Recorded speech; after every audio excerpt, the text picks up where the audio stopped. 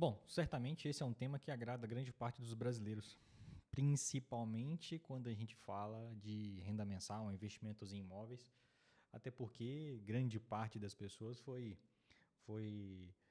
inserida a fazer algo do gênero ao passar dos tempos, né? Quem nunca ouviu o tio na ceia de Natal falar que investir em imóveis é a coisa melhor que você pode fazer na sua vida. Então, falando nesse tema, a gente vai falar sobre fundos imobiliários. É claro que é um tema bastante extenso. A gente poderia falar aqui seguramente 3, 4 horas sobre o tema, sendo mais profundo e mais completo em alguns tópicos. Mas eu acho que a proposta de hoje é trazer de forma breve, talvez um pouco mais direta possível, sobre o contexto, o conceito, os principais riscos, as principais vantagens e se faz sentido para você adicionar esse ativo no seu portfólio ou nos seus estudos. Então, espero que nos próximos 7, 8, 10 minutos a gente consiga debruçar sobre isso. Mas então o que são fundos imobiliários, né? Os fundos imobiliários nada mais são do que, simplificando bastante a conceituação disso, imóveis negociados em bolsa. Então, imagine o seguinte, e aí eu acho que o exemplo mais fácil do mundo, você frequenta um shopping, e esse shopping você não teve a oportunidade, ou não teve o cacife, ou não teve o dinheiro, o requisito, ou não foi convocado, ou não conhecia as pessoas certas para participar da construção daquele shopping, ou eventualmente da própria aquisição secundária desse shopping. E aí você quer, de alguma forma, ao invés de comprar uma sala, ou ao invés de comprar uma loja para alugar dentro daquele shopping, você vai comprar uma fração do shopping por completo. E aí isso envolve, claro, vários benefícios no sentido de diluição de risco. A gente vai falar um pouco mais para frente. Então, o que são fundos imobiliários? Cara, fundos imobiliários nada mais são do que uma forma de você comprar imóveis diretamente na bolsa de valores, tá? Diretamente através da B3. Então, é a simplificação, cara, maior que eu poderia fazer do conceito de fundos imobiliários. Então, imagine que você quer adquirir um imóvel, você não tem um dinheiro completo, aquele imóvel está sendo negociado em bolsa e você tem uma forma de comprar aquele imóvel por uma fração, ou seja, uma quantidade X de cotas de acordo com o que você tem o poder financeiro para fazê-lo. E aí, claro, o rendimento, o resultado daquilo vai ser de acordo com o que você aportou. Essa seria a conceituação de fundo imobiliário. Então, como é que você pode ganhar dinheiro com fundos imobiliários? Assim como em ações, você tem duas principais formas. Renda ativa ou com renda passiva. Então, o que é renda ativa? É tudo aquilo que você ativamente tem que gerar algum esforço para gerar algum resultado. Então, uma forma de você ganhar dinheiro com os fundos imobiliários é realmente ativamente estudando os papéis, né? Estudando os fundos imobiliários, estudando os ativos que estão disponíveis em bolsa e tentar buscar ineficiências no preço. Isso quer dizer que esse ativo deveria estar custando R$ 10, porém está custando R$ 9, ou está sendo negociado pelo preço de R$ 9, mas deveria estar sendo negociado pelo preço de 10, porque eu acho que vale 10. Ponto. E aí você ativamente encontrou isso através dos seus estudos, alguma ineficiência. O seu interesse é comprar por 9 e vender por 10. Isso seria uma forma de ativamente se esforçar para gerar algum tipo de resultado. Mas os fundos imobiliários não são queridinhos por essa característica. A característica principal do fundo imobiliário, e aí porque eu falei da semelhança muito com o brasileiro, é exatamente o fato de gerar renda mensal. Diferente de outros países do mundo em que nós falamos de hora trabalhada, quanto que você ganha por ano, né? No Brasil, a nossa característica financeira, vamos falar dessa forma, é mensal. Né? Quanto que você ganha por mês, né? Quanto que... se ninguém pergunta qual que é o valor da sua hora. Cara, ninguém faz isso no Brasil. Né? Então, o cálculo não é quanto você ganha por ano. Ninguém faz isso. Né? Então, aqui é quanto que você ganha por mês, quanto que você gasta por mês, quanto que... Ninguém... É isso, a renda mensal. E despesas mensais. Em cima disso, né, o fundo imobiliário, ele por obrigação, né, ele é obrigado a distribuir 95% do resultado financeiro em forma de rendimentos, né, muito semelhante aos dividendos. Então, isso assemelha muito com a característica do brasileiro em possuir uma renda, algo que pingue todos os meses, né? Então, daí o afeto do brasileiro com esse tipo de ativo. Claro, vocês vão ter pessoas mais avessas a esse ativo, principalmente porque é um ativo novo, comparado às ações, é novo. A gente está falando de pouco mais de uma década. Então, nós temos um track record bem diferente comparado com as empresas listadas no mundo, mas você tem ativos semelhantes no mundo inteiro que estão aí há centenas de anos. De toda sorte, você poderia ganhar dinheiro com fundos imobiliários, assim como ações, de duas formas. Ativamente, gerando resultado através da diferença entre a compra e a venda. Passivamente, através da busca de ativos geradores de renda, né? Todos eles pagam mensalmente, em sua grande maioria.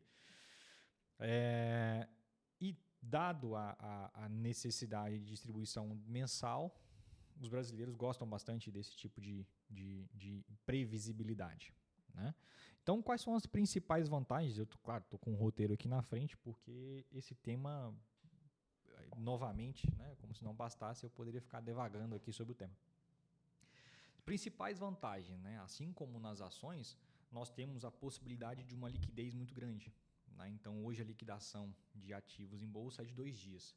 Diferente do imóvel, por mais que existam boas oportunidades no ramo de real estate, de mercado imobiliário, a liquidez que você tem em comprar uma casa, um apartamento, uma sala comercial, um galpão logístico, nunca vai ser a mesma, né, de uma liquidez nos ativos em bolsa. É claro que isso gera algum risco, principalmente se você investe em fundos imobiliários de uma forma incorreta. Então, nós temos hoje uma liquidação financeira de fundos imobiliários em 2 dias. Isso quer dizer que no momento que você faz a venda daquele ativo na bolsa, em 2 dias, de mais 2, esse financeiro equivalente às cotas que você vendeu estará disponível para você resgatar, transferir para sua conta bancária, né? Caso você invista numa corretora, vai transferir para a conta bancária. E aí você pode gastar. Mas, como tudo na vida, os imóveis, por terem uma liquidez um pouco menor, bastante menor, você não fica vendo oscilação do seu patrimônio dia a dia, diferente dos fundos imobiliários, que apesar de ter uma volatilidade, ou seja, um vai e vem de preços, né? Então, o preço pode acordar R$10 e finalizar o dia 10. Né? Dentro do mercado de fundo imobiliário, isso é mais improvável pela volatilidade menor comparado com bolsa, com ações no caso. Mas isso é plenamente possível. Né? Plenamente possível em um caso mais... uma situação especial ali de mercado. Mas de toda sorte, a liquidez comprada com os imóveis ela é muito maior. Né? Muito maior. Nós temos a isenção de imposto de renda, até quando não se sabe. Aí a pessoa fala, pô, mas é um ativo isento de renda, né? Imposto de renda. Não, é porque os administradores, né, pagam imposto de renda lá atrás. Vamos dizer que é na fonte. Então, esse ativo já foi tributado lá atrás e está chegando para a pessoa física isento. Né? Então, isso já foi tributado lá atrás. Eu tributar novamente aquele ativo, haveria uma bitributação. E provavelmente isso vai acontecer se as políticas econômicas continuarem da forma como estão, né? Na necessidade de angariar fundos cada vez mais, é possível que essa regra mude, né? E paciência, a gente tem que recalcular a rota. E nós temos um baixo custo de investimento, né? Então, hoje você tem cotas de fundos imobiliários sendo negociados no mercado, vou falar assim, a partir de R$10, mas R$6 você encontra, R$7 você encontra. Então, com míseros R$7, R$10 ali, você consegue adquirir uma cota. E isso vai te dar direito, percentualmente, proporcionalmente ao valor que você investiu, né, a exatamente o mesmo percentual que qualquer pessoa que colocou 1 milhão, 2 milhões de reais, 3 milhões de reais, 10 milhões de reais. Então, claro, você não vai ter cotas o suficientes, né, um percentual seu relevante dentro daquele ativo, mas você vai estar ganhando, você vai estar tendo o mesmo resultado que uma outra pessoa que colocou muito mais. Né? E hoje nós temos 3 principais tipos de de fundos imobiliários? A gente fala daqueles de tijolos, de papéis e fundo de fundo. Né? O que são os fundos imobiliários de tijolos? São aqueles que investem literalmente em algo maciço, né? Então compram shoppings, compram hotéis, compram galpões logísticos e o que é gerado de renda através do aluguel das salas comerciais, dos galpões logísticos, dos hotéis, dos próprios shoppings, gerado uma renda, essa renda é direcionada para o fundo imobiliário distribui para os cotistas.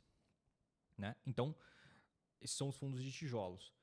Agora, pare para me imaginar o seguinte, eu tenho várias empresas do segmento imobiliário que precisam captar dívida no mercado e para captar dívida no mercado lançam, debêntures, CRIs e outros instrumentos de dívida. É possível que alguns fundos imobiliários, ao invés de investir diretamente naquele tijolo, né, naquele imóvel, adquira as dívidas, né? E ao invés dela investir propriamente no imóvel, ela investe naquele imóvel indiretamente, naquele imóvel que está captando uma dívida para se financiar, seja por qual for o motivo. Então aí a gente está falando dos fundos de papéis ou os fundos de recebíveis, porque você está comprando dívida e aquela dívida vai gerar um retorno, esse retorno vai ser repassado para o fundo vai repassar para os cotistas. E aí tem os fundos de fundos, que podem ser híbridos, podem ser somente de tijolos, enfim.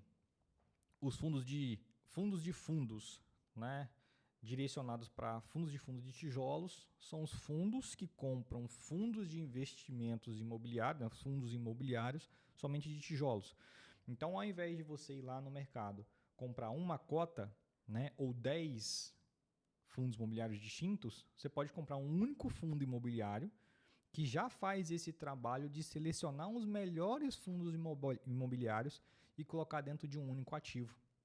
Então, você está comprando um fundo imobiliário que investe em 10 fundos imobiliários e aqueles 10 fundos imobiliários possuem, cada um 10 imóveis. Tá? Então, seria uma forma de você investir com a diversificação ainda maior. Né? Então, nós temos os fundos de papéis, fundos de tijolos e os fundos de fundos, né? Os famosos FOFs.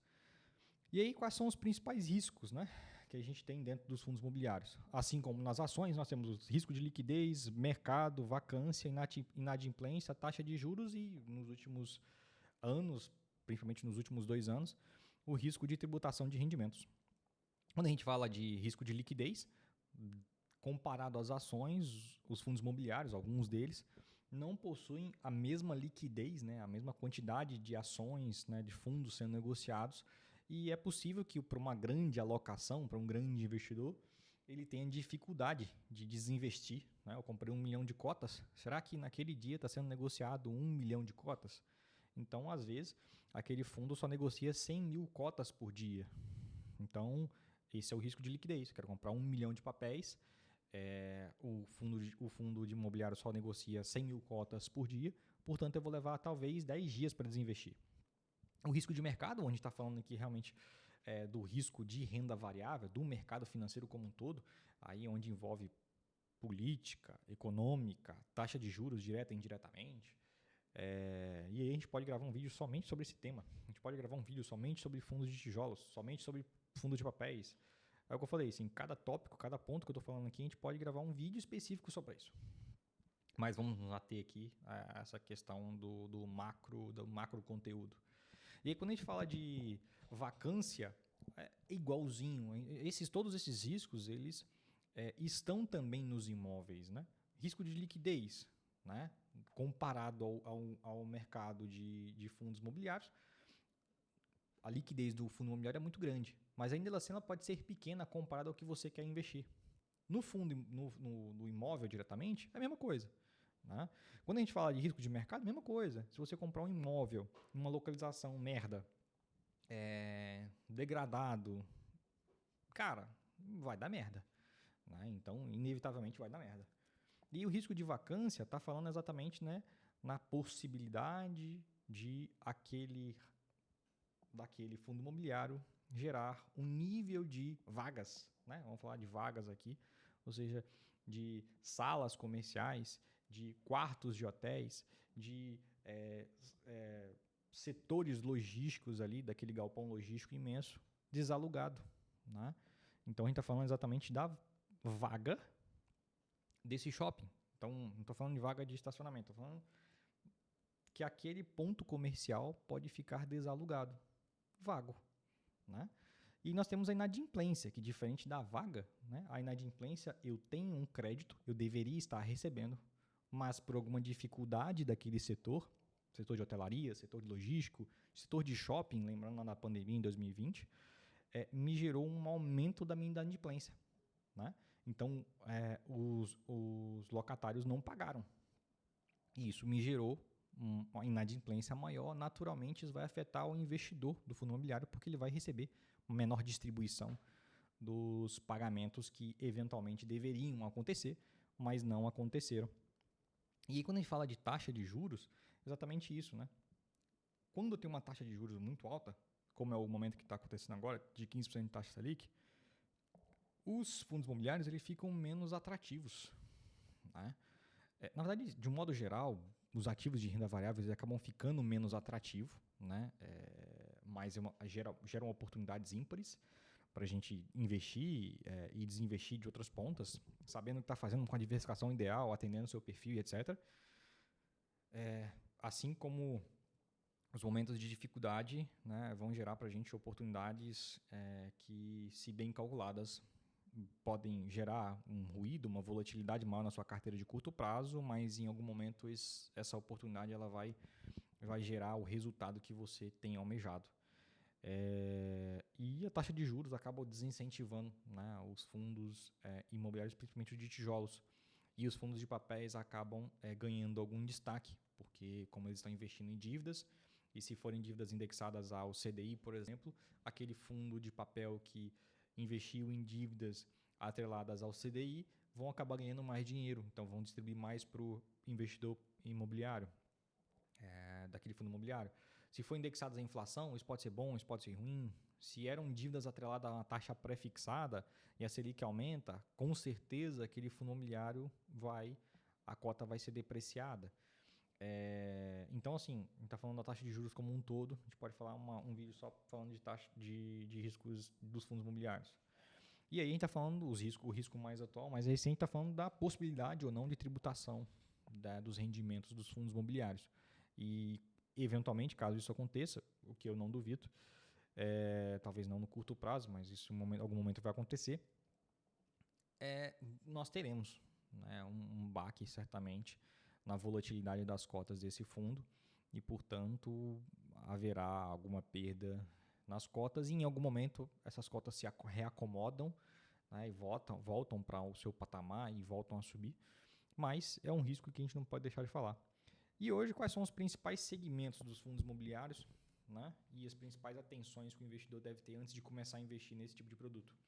Falando dos segmentos, nós temos hotelaria, galpões logísticos, shopping centers como os principais. Nós temos recentemente, nos últimos anos, lançado os FIAGROS, né? São os fundos imobiliários voltados para o segmento do agronegócio. E nós temos, vou jogar aqui, todos esses produtos precisam captar dívida, né? E aí geram o de recebíveis, né? O segmento de dívida, onde aquele fundo imobiliário vai comprar dívidas daqueles demais segmentos que captaram algum tipo de dívida e, portanto, precisam pagar juros. Esse juros vai ser dividido ali, essa fatia vai ser dividida entre todos os investidores. Então, agora, para finalizar, os cuidados que você deve ter com os fundos imobiliários antes de começar a investir. Sem sombra de dúvidas, nós temos que entender que o fundo imobiliário ele tem uma volatilidade, ele tem um risco. Por mais que haja uma renda mensal, por mais que haja uma distribuição mensal de rendimentos, se o seu perfil não adere a esse tipo de produto, você provavelmente, por menor que seja a volatilidade comparada com a bolsa, vai ter algum tipo de dor de barriga, né? Vai se frustrar com o investimento, vai achar que era uma coisa e vai entender outra. Então, existe um cuidado que você deve ter antes de investir em fundo imobiliário, né? E como tudo na vida, depende dos alicerces que você montou dentro do seu portfólio de investimento dentro da sua vida. Então, você não vai pegar dinheiro da reserva de emergência e colocar no fundo imobiliário, né? Pelo amor de Deus. Então, antes de mais nada, se você tiver uma boa reserva, já estiver fazendo os seus primeiros investimentos, já tiver com uma carteira um pouquinho mais consolidada, já estruturou, já tem ali seu percentual de renda fixa, seu percentual de fundo de investimento, seu percentual de renda variável eventualmente, já tem uma construção, já entende, já está aportando todos os meses e para aqueles aportes mensais você quer destinar uma fatia para o fundo imobiliário porque você quer criar uma carteira de renda, então eu acho que pode fazer sentido desde que você saiba o que está fazendo. Mas, cara, fundo imobiliário não é o dinheiro para você colocar para metas de curto e médio prazo. É um dinheiro de longo prazo, a gente está falando aqui de 10 anos para cima. É uma coisa pensada talvez na aposentadoria. Não é nada pensada para, mas eu vou ter uma rendinha mensal aqui, porque daqui 2 anos eu quero viajar. Pode ser que o mercado degringole daqui 2 anos, você até tem essa renda, né, mensal até daqui 2 anos, mas você precisa resgatar o principal. E aí pode ser que o ativo tenha desvalorizado 50%. Essa possibilidade ela existe? Ela existe, com certeza. Ela é provável, cara. Difícil, mas ela é extremamente possível de acontecer. Então, nada mais justo do que você alocar o seu patrimônio de forma consciente e eficiente, né? Então, não coloque nada que é de curto ou médio prazo, não aloque seu dinheiro de curto ou médio prazo em fundos imobiliários. Só coloque aquilo que de fato você está pensando na sua aposentadoria, né? E se for este for o caso, né, sugiro que você coloque, ao menos no seu caderninho de estudos, esse ativo. E espero que nos próximos vídeos a gente possa debruçar mais sobre esse ativo. E aí a gente pode falar topificações mais profundas sobre o tema. Se você tiver alguma sugestão, Rodrigo, quero saber como que na prática, quero comprar no broker, você consegue fazer? Consigo. Rodrigo, quero entender mais os riscos, vamos fazer só sobre isso. Então hoje foi mais uma questão de conceitos gerais para que você entenda, e aí futuramente a gente vai gravar novos vídeos sobre o tema. Talvez uma apresentação, um pouquinho de escrita aqui, mas enfim. Sugestões, espero que você tenha gostado. Se você ficou até aqui e esse negócio serviu para alguma coisa, escreve aí, curte, compartilhe com os amigos, enfim. Sugestões de melhoria são sempre bem-vindas. Vou fazer o possível para estar sempre publicando 2 vídeos por semana. Sugestões de vídeo, de melhoria, cara, faz aqui nos comentários. Espero que passe 2025 aí postando todas as semanas. Valeu, um abraço.